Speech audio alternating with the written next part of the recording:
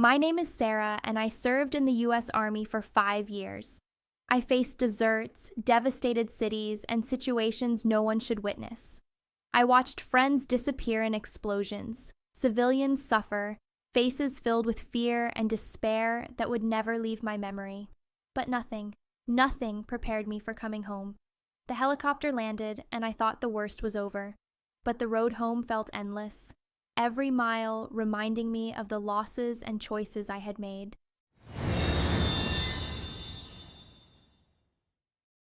My name is Sarah Mitchell, and for 3 years I believed I was fighting for freedom. I returned from Afghanistan in 2023 expecting hugs, but found empty stares. My own family treated me like a stranger. My father, who had always been my hero, now couldn't even look me in the eyes. What I didn't know was that while I was risking my life in enemy territory, my sister Rebecca was being sold in a human trafficking scheme involving people very close to me.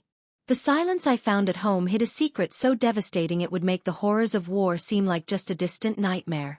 Because sometimes, the real enemies are right under our noses. What would you do if you discovered that while protecting your country abroad, your own family was being destroyed from within by people you trusted most?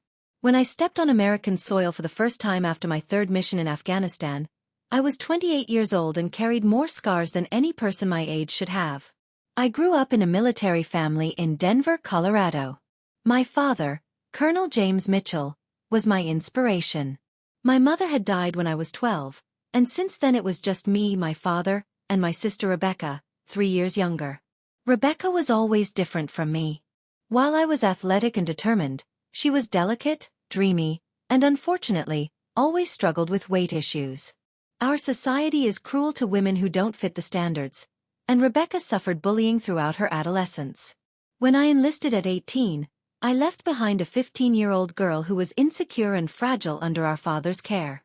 During my years of service, calls home became increasingly rare and strange. Rebecca seemed distant, always with excuses not to talk much. My father said she was fine, just going through a difficult phase. I was too busy surviving in a war zone to question much. My specialty was military intelligence. I was good at detecting lies, at sensing when something wasn't right. But I never thought to use these skills with my own family. During my last mission, I lost 2 teammates in an ambush. Jake Thompson and Maria Santos were more than co-workers. They were my military family. I returned home carrying not only my pain but also the guilt of having survived when they couldn't. Denver Airport was busy that March day. I expected to see my father and Rebecca waiting for me with a sign, like they used to. But there was only my father, alone, with an expression I had never seen before. It wasn't sadness, it wasn't joy. It was fear. During the drive home, I tried asking about Rebecca. The answers were evasive. She was working. She had moved. She was going through a tough time. Each answer was vaguer than the last, and my military instinct was screaming that something was very wrong. Our house was different. Emptier. Rebecca's photos had disappeared from the living room. Her room was completely clean, as if it had never been inhabited. When I questioned my father about this, he said she had asked to store her things because she was trying to start a new life. That first night home, I couldn't sleep. The silence was deafening. In Afghanistan, there was always noise. Helicopters, conversations, equipment. Here, the silence carried a weight that gunshots never had. It was the silence of secrets, of unsaid things, of a truth being deliberately hidden from me. In the following days, I began noticing other strange details. My father had bought a new car, quite expensive. Our house, which always needed repairs, was impeccable and renovated. When I asked about his financial situation, he said he had received an unexpected bonus and some investments had paid off. But I knew my father. He was old-school military, conservative with money, never a gambler. Something didn't add up. A week after my arrival, I decided to look for Rebecca on my own. I started with her old friends, co-workers, anyone who could give me information. What I discovered was even more disturbing. No one had seen her for over a year. Her best friend, Jessica, told me that Rebecca had disappeared suddenly, without explanations. That's when I decided to use my military skills to investigate. I began monitoring my father's activities, his calls, his meetings. I discovered he was frequenting places and people who weren't part of our normal social circle. Well-dressed men, expensive cars, meetings in strange locations. One night, I followed my father to a warehouse in suburban Denver. What I saw there would change my life forever. It was an auction. But not a common auction. It was an auction of people. Young women, mostly vulnerable ones, being sold to wealthy men. My heart stopped when I recognized the auctioneer. It was my own father. And it was at that moment I understood why the silence of coming home was harder than the gunshots of war. Because in war, you know who your enemy is. At home, I discovered that my hero was my worst nightmare. While I was on the other side of the world fighting terrorists, the real terrorist was inside my own home, selling vulnerable women, including my own sister, to men who saw them only as objects. The question that tormented me now was Rebecca alive? And if she was, how could I save her when the very man who taught me about honor and justice was the one who had sold her? The war in Afghanistan had ended for me, but a much more personal and devastating war was just beginning. And this time, I didn't have an army by my side. Only my determination and the pain of discovering that the man I most admired in the world was actually a monster. Are you following this story? Don't forget to subscribe to the channel because apparently you're not subscribing. And believe me, the next episodes will reveal plot twists you never imagined. Leaving that warehouse without doing anything was the hardest thing I had ever done in my life. Every fiber of my military being screamed for me to invade the place. But I knew I needed a plan. Rebecca might not be there anymore, and acting on impulse could destroy any chance of finding her alive. I spent the next 3 days investigating discreetly. I used contacts I had made during my military service, people who worked in domestic intelligence. I discovered that my father's operation was much larger than I imagined. He wasn't just a participant, he was one of the main organizers of a trafficking network that extended across several states. What shocked me most was discovering how it all began. After my mother's death, my father had gone into debt with expensive medical treatments that military insurance didn't fully cover. He started small, facilitating contacts between wealthy men and women in vulnerable situations. Over time, the operation grew, and he became one of the main suppliers of women to a corrupt elite. Rebecca had discovered everything when she turned 18. She tried to report our own father, but he threatened her and then sold her to a wealthy family in Nevada as a kind of disguised domestic servant. That was the official version. Reality was even worse. Through an FBI contact, I gained access to files from an ongoing investigation. Rebecca was being held at a rural property outside Las Vegas, owned by a businessman named Marcus Webb, who had powerful political connections. Webb had a history of buying young women, especially those who didn't fit conventional beauty standards, because he knew no one would look for them. The most devastating information was discovering that Rebecca had tried to escape twice. On the first attempt, she was brutally beaten. On the second, Webb decided she needed a more severe lesson and sold her to an even worse group. Men who organized illegal fights where women were forced to fight each other for the entertainment of wealthy bettors. My sister, who had always been gentle and peaceful, was being forced to fight for her life in a clandestine arena somewhere in the Nevada desert. And my father, the man who taught me about honor and protecting the weak, had profited from every stage of this degradation. That night, I called my former commander, Major David Rodriguez. I explained the situation without revealing my father's involvement. Rodriguez connected me with a special unit that combated human trafficking domestically. It was a delicate operation because Webb had political protection, but they had been building a case for months. Special Agent Lisa Chen explained that they needed someone to go undercover into the next competition. Someone who seemed vulnerable enough to be accepted, but strong enough to survive and collect evidence. I volunteered immediately. The plan was simple in theory, impossible in practice. I would be sold by an informant as a veteran with post-war psychological problems, addicted to drugs, with no family who would look for her.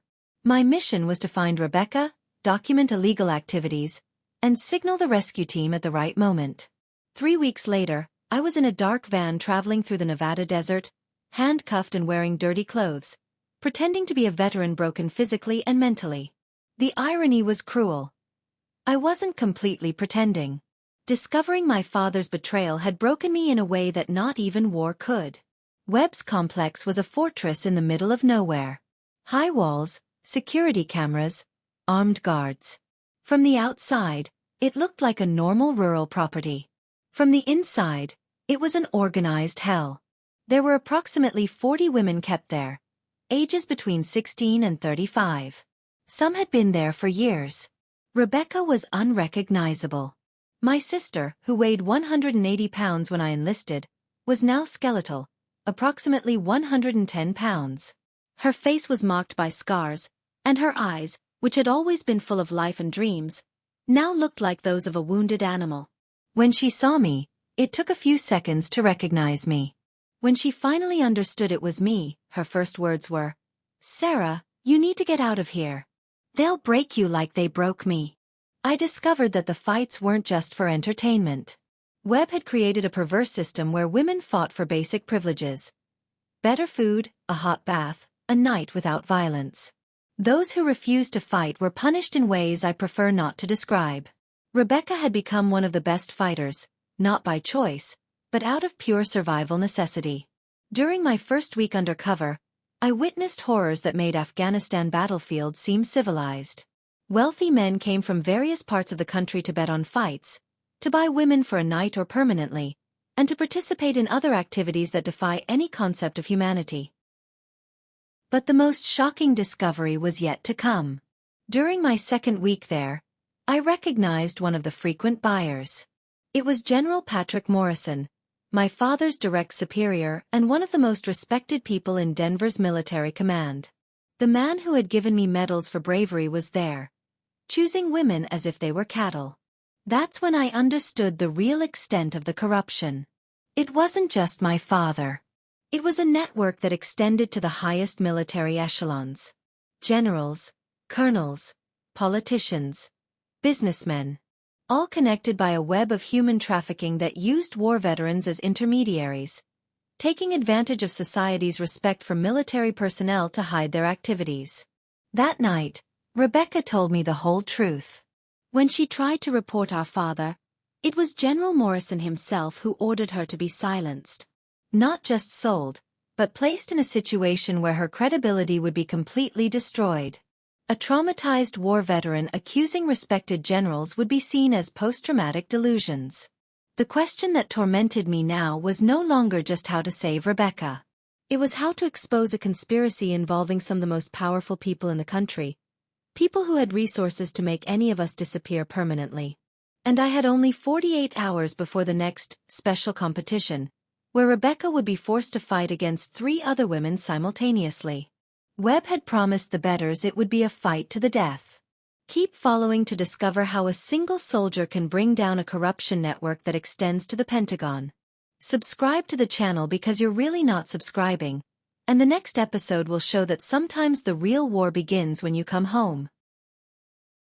The night of the special competition arrived like an inevitable storm. I had spent 48 hours planning every detail of the rescue operation, but I knew that even with all my military experience, the chances of success were minimal. Webb had more than 20 armed guards, and I was alone, apparently defenseless. What Webb and his clients didn't know was that I had managed to communicate with Agent Chen through a signal system we had established. An FBI elite team was positioned 5 kilometers from the complex, waiting for my signal. But they could only act if I could get solid evidence and ensure the victims were safe. That night, the main hall was packed. I recognized several important faces. Politicians I had seen on television, famous businessmen, and of course, a dozen high-ranking military officers. General Morrison was in the front row, betting obscene amounts as if it were a football game. Rebecca was brought to the arena along with 3 other women. One of them didn't look older than 17. Another was clearly sick, could barely stand. The third was a strong black woman, who I later discovered was Maria Washington, a former Army nurse who had been kidnapped 6 months earlier when investigating a patient's disappearance. Webb stepped up to the microphone and explained the rules. There were no rules. 4 women would enter the arena, only 1 would leave alive. The bettors chose their favorites, and prizes reached hundreds of thousands of dollars. That's when I made the decision that would change everything. I stood up from my seat and shouted, "I want to participate in the fight." The hall fell silent. Webb looked at me with interest. I continued, "I'm a war veteran. I killed more men in Afghanistan than any of these women could imagine. If you want a real show, put a real soldier in the arena." The crowd exploded with interest. The bets changed completely. Now there were 5 women, and I had become the favorite. What they didn't know was that I had a plan. When we entered the arena, I managed to quickly whisper to the others, "When I give the signal, you all run to the east wall. There will be an explosion, and soldiers will enter. Don't fight against me, fight with me." The fight began, but instead of attacking the other women, I started provoking the crowd. I shouted specific names, revealed confidential information that only someone with military access would have. I publicly accused General Morrison of treason and corruption. The hall erupted in panic. Webb ordered the guards to kill me immediately, but it was too late. I had given the signal to Agent Chen through a strategically positioned mirror. In less than 2 minutes, controlled explosions brought down the complex walls, and a federal task force invaded the place. What followed was the biggest military scandal of the decade. 127 people were arrested, including 15 high-ranking military officers, 8 politicians, and dozens of businessmen. Webb tried to escape, but Maria Washington, the former nurse, knocked him down with a punch that broke his jaw. But the biggest revelation was yet to come. During interrogation, my father confessed everything, trying to make a deal with prosecutors. That's when I discovered that my mother hadn't died of cancer as I had always believed.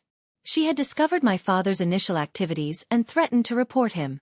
He poisoned her slowly for months, making it look like a terminal illness. My mother died trying to protect other women, and my father killed his own wife to protect his dirty business. For 15 years, I had mourned the loss of a heroine and admired her murderer. Rebecca was alive, but trauma had changed her forever. It took months of intensive therapy before she could talk about everything she had been through. Webb had sold and rebought her several times, always to people who had specific fantasies about humiliating women who didn't correspond to society's beauty standards. The trial lasted almost a year. My father was sentenced to life in prison without possibility of parole. General Morrison received the same sentence. Webb died in prison 3 months after his conviction, apparently murdered by other prisoners who discovered his crimes. The hardest moment came when I had to testify against my own father. He looked me in the eyes and said, "Sarah, I did all this to give us a better life. The money I earned paid for your military education, your equipment, everything." My response was, "Dad, you didn't give me a better life. You gave me a life built on the suffering of innocent women, including your own daughter. You're not my father. You're just another enemy I need to defeat." Today, 5 years later, Rebecca and I rebuilt our lives from scratch. She became an advocate for trafficking victims and runs an organization that has already rescued more than 200 women. I left the army and work as a private investigator, specializing in military corruption cases. The silence of coming home really was harder than the gunshots of war. Because in war, you fight against obvious enemies for clear causes. At home, I discovered I had spent years fighting for the wrong country, protecting the wrong people, and that my real enemies were inside my own house. I learned that real heroism isn't about blindly following orders or admiring uniforms. It's about questioning, investigating, protecting the vulnerable even when it means destroying everything you thought you knew about your own life. War changed my perspective on many things, but it was peace that taught me who I really was. And sometimes, to find true peace, you need to wage war against your own beliefs and against the people you loved most. Rebecca told me something I'll never forget.